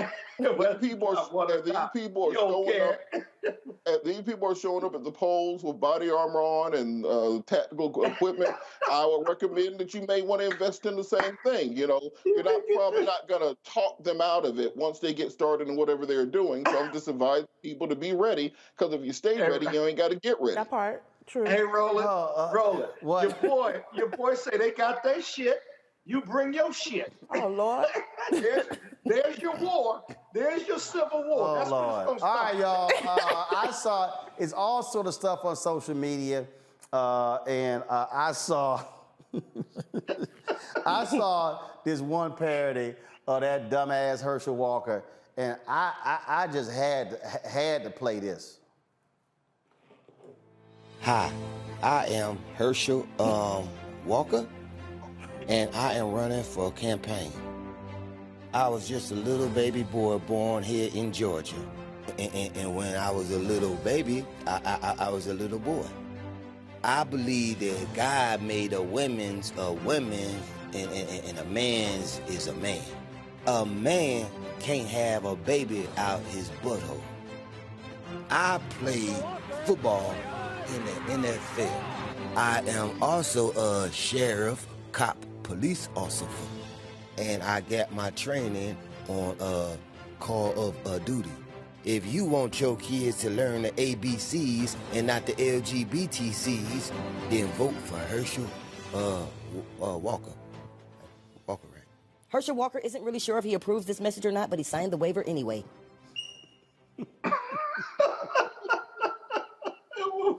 I had to play that one. Now let me also play this right here, y'all. This is a racist ad that Stephen Miller, that white nationalist who was Trump's right-hand man. Y'all, this is an absolute racist ad that is running right now in Georgia. I'm just trying to explain to you how these white nationalists operate. Watch this. When did racism against white people become okay? Joe Biden put white people last in line for COVID relief funds. Kamala Harris said disaster aid should go to non-white citizens first. Liberal politicians block access to medicine based on skin color. Progressive corporations, airlines, universities all openly discriminate against white Americans. Racism is always wrong. The left's anti-white bigotry must stop. We are all entitled to equal treatment under law. America First Legal paid for this ad. When did racism against white people Robert, become okay? Racist Stephen Miller, his group, those are the ads they run in Georgia right now. Yeah, I've seen that.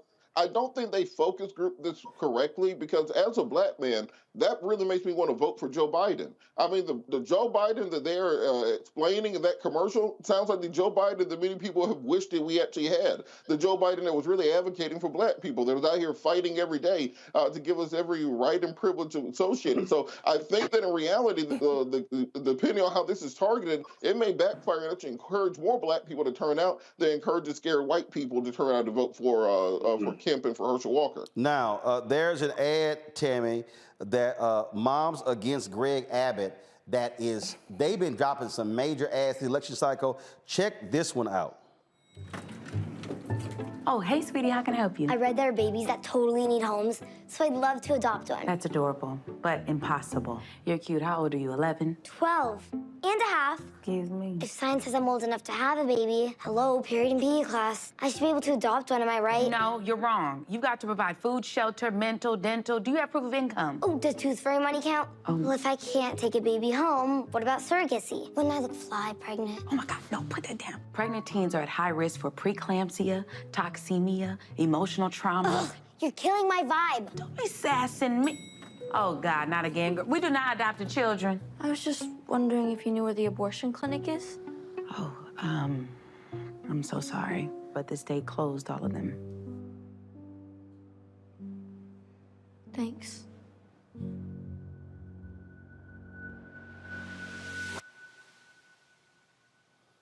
I tell you what, Tammy, Moms Against Greg Abbott, they have been going hard this election cycle.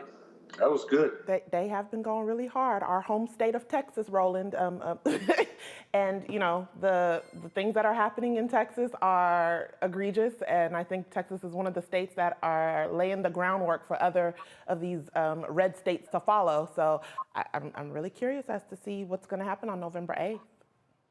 And speaking of Texas, tomorrow, folks, I will be in Arlington, Texas, with Texas State Representative Jasmine Crockett, Lee Merritt, as well as Deborah Peoples, who's running for Tarrant County Judge. Y'all, come on, go to my iPhone, please. Let's go.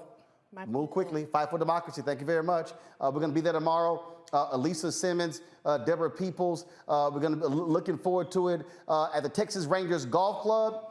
taking place from 6 to 9 p.m. We'll be broadcasting the show from 5 to 7. Free food, free drinks, live music. And so come on out to the Texas Rangers Golf Club tomorrow in Arlington, Texas. We'll be on site, on location broadcasting, and we'll be broadcasting from Houston on Friday. I'm getting the information right now where we'll be on Friday. And folks, on Tuesday, election night, we will be live here. Y'all want the best coverage of what happens in this country? All y'all got to do is come right here. We are going to be here from 7 p.m. to 1 a.m.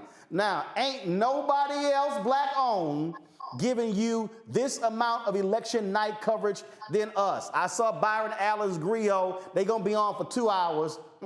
2 hours ain't nothing. We're going to be on for 6 hours, okay? Black Enterprise ain't doing it. Blavity not doing it. Urban One, TV One, Radio One, they ain't doing it.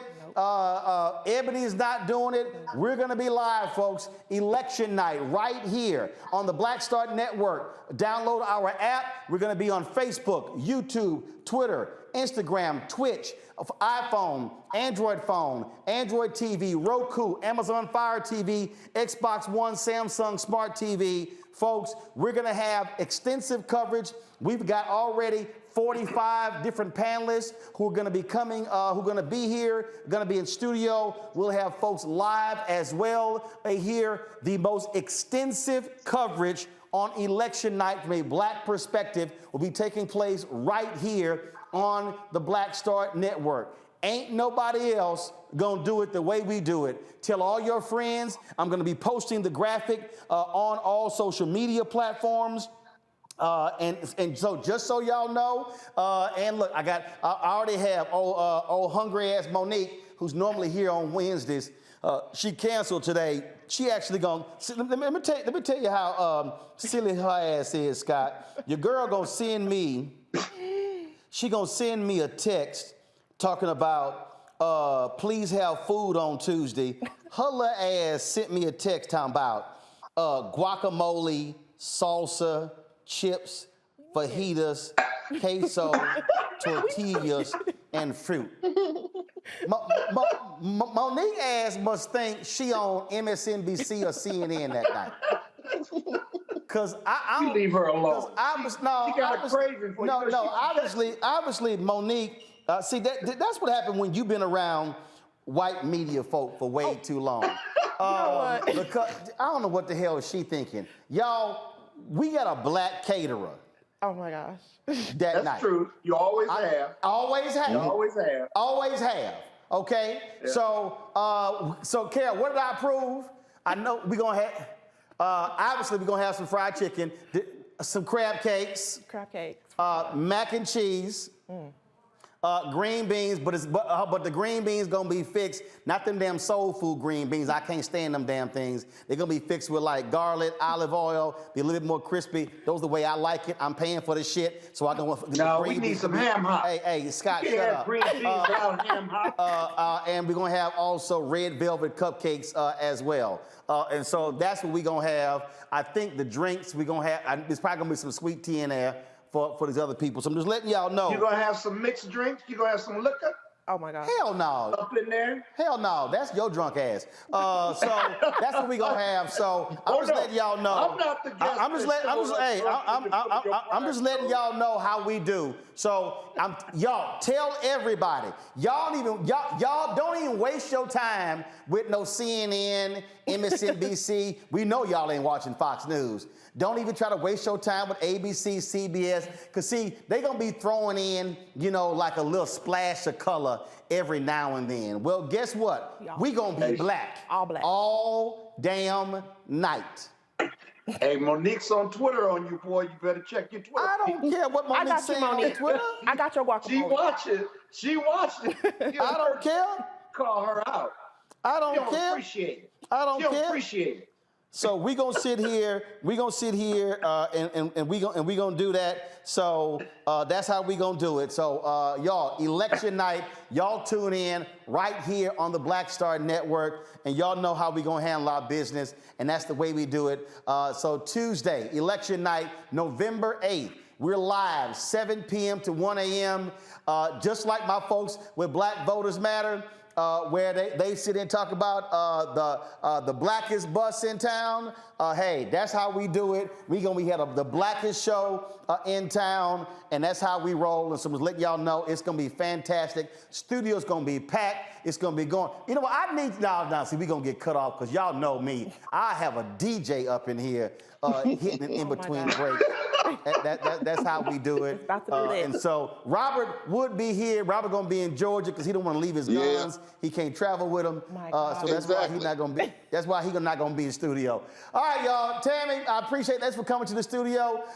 Coming in for the last minute with Monique canceled. Yeah, Monique probably canceled. You need to leave her alone. No, she probably canceled because she had some bad damn guacamole. Leave her alone. I got She you, had some Monique. bad guacamole and queso. That's probably why she canceled. Robert Scott, I appreciate it as well. Hey, folks, that is it for us. Don't forget, download the Black Star Network app. We should pass 50,000 before Tuesday.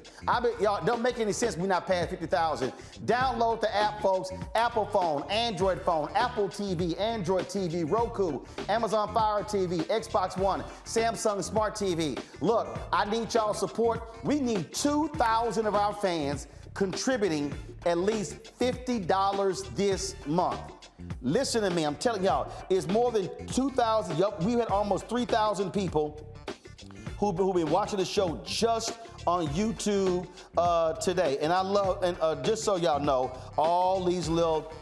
it's a whole bunch of trolls, racist trolls, who decided to hop on our YouTube page. And y'all know, I just been blocking these fools and sending them fools to the junkyard. And so that's what we doing. And so y'all know we ain't even worried about these fools. You come on our page talking crazy, then y'all know what's gonna happen. We gonna jack you up. That's how we do it. We gonna jack you up all day, every damn day. That's what we gonna do, okay? All right, so listen up, y'all. Listen up. Your support matters. We need 2,000 of our fans giving at least $50 this month to hit our goal of $100,000. Folks, all the stuff I'm talking about ain't free. You can't broadcast for 6 hours to have 10, 12 people gonna be on set. Look, it's gonna cost me to rent.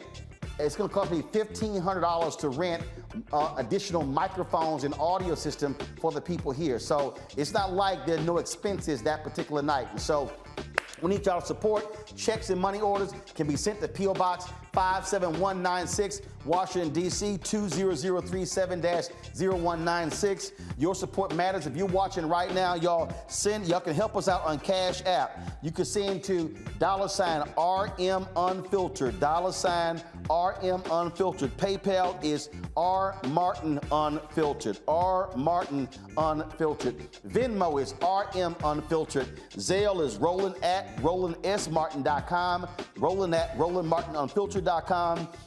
Jamila Haynes, Aaron Rogers, Larnell Farmers, Trend City Group. Let's see here. James Davis, Olga Me Thompson Lovett, Emmanuel, Strictly Business, Harold Johnson, Wade La Grenade, Danielle Weish, Carolyn Cooper, Louise, Shanna Stevens, Santeresa David, Donald Rush, Perlene Willis, Rodney Williams, let's see, Anthony Lawson, Broderick Bennett, Josephine Turner, Jawan Yvette, Deborah Williams, Dime Lacey, Diam Lacey. Thank you so Fred Childs, Sharice, Tygeer Graham, Cordell McMillan, Fritz, Jean, James King, Lori, Risbrook Oliveira, Jimmy Whitfield. I want to thank all of y'all for giving during the show. We certainly appreciate it. Thank you so very much. Folks, also download my book, White Fear, How the Browning of America is Making White Folks Lose Their Minds. Available at all bookstores. You can download the audio version on Audible. Also order through your favorite black bookstore. That's it. Hold up. Richard Pettigrew just sent in a donation on Cash App. Richard, I appreciate it as well. Let me see here what came in on Zelle. Let me I got to give them a shout out. Timothy Hill, thank you very much for your donation. Kenya Browning, thank you so very much. Brenda Nelson, thanks a lot. Adrian Swan, David Jackson, Michelle Lorraine Henley, and Leon Jackson. Thank you so very much for all of y'all for helping us out. Folks, that's it. I'll see y'all tomorrow right here on Roland Martin Unfiltered on the Black Star Network, live from Arlington, Texas. Holla! We've got to stand up. Republicans are banning abortion rights, tearing down democracy, blocking progress. But when Democrats stand together, we win. Because we voted, Democrats stood up for Black lives, voting to ban police chokeholds, stood up for Black women, putting one on the Supreme Court, stood up for our families, lowering cost of health care and prescriptions and capping insulin, and stood up for millions by slashing student debt. This November, let's stand up together and keep making progress. Know your voting rights. If you are unsure where to vote or don't know if your polling location has changed, call or text 1-866-OUR-VOTE. For more information, call or text 1-866-OUR-VOTE.